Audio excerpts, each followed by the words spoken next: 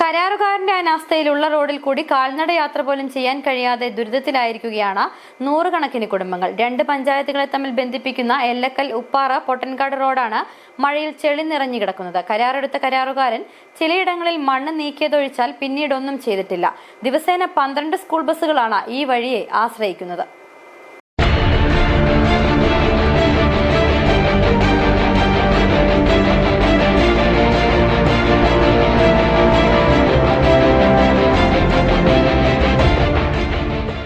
കുടിയേറ്റ കർഷക കുടുംബങ്ങൾ തിങ്ങിപ്പാർക്കുന്ന ബൈസൺ വാലി പഞ്ചായത്തിലെ 11ാം വാർഡിൽ കൂടി കടന്നുപോകുന്ന രാജാക്കാട്, ബൈസൺ വാലി, പള്ളിവാസൽ പഞ്ചായത്തുകളെ തമ്മിൽ ബന്ധിപ്പിക്കുന്ന പ്രധാന റോഡാണ് എല്ലക്കൽ ഉപ്പാറ് പൊട്ടൻകാട് റോഡ്.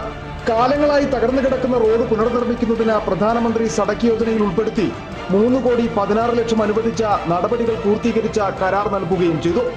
എന്നാൽ കരാർ ഏറ്റെടുത്തതിനു ശേഷം ചിലയിടങ്ങളിൽ മണ്ണു നീക്കിയതല്ലാതെ ഒരു നിർമ്മാണവും നടത്തിയിട്ടില്ല.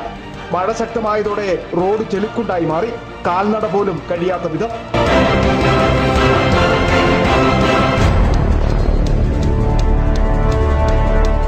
ദിവസേന നൂറുകണക്കിന് നാട്ടുകാരും വിദ്യാർത്ഥികളും ആശ്രയിക്കുന്ന റോഡിലൂടെ 12ലധികം സ്കൂൾ ബസ്സുകളാണ് സർവീസ് നടത്തുന്നത്.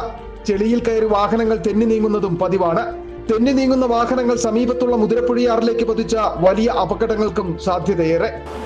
പ്രധാനമന്ത്രിയുടെ സടക്ക് യോജന എന്ന് പറഞ്ഞ വകുപ്പിൽപ്പെടുത്തി 3,16,00,000 ടെൻഡർ ചെയ്യുകയും അതിൻ്റെ 10% എബവില് ഈ വർക്ക് എടുത്തിരിക്കുന്നു. കോലഞ്ചേരിക്കാരനൊരു ഐസക് എന്ന് പറഞ്ഞ കോൺട്രാക്ടറാണ് എടുത്തിരിക്കുന്നത്. ഒരു വിധത്തിലും നടക്കാൻ പറ്റില്ല. 10-12 വണ്ടി ഇതിലെ സ്കൂൾ ബസ്സുകൾ പോകുന്ന ബസ് അങ്ങോട്ടും ഇങ്ങോട്ടും തെന്നി ആറ്റിൽ പോകുന്ന രീതിയിലാണ് റോഡ് കിടക്കുന്നത്. ഇതുമാത്രമല്ല ഇരുചക്ര വാഹനങ്ങളും റോഡിലെ ചെളിയിൽ തെന്നി അപകടത്തിൽപ്പെടുന്നത് നിത്യസംഭവമാണ്.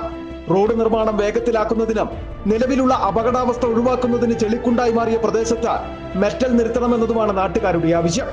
City vision, എല്ലക്കൽ.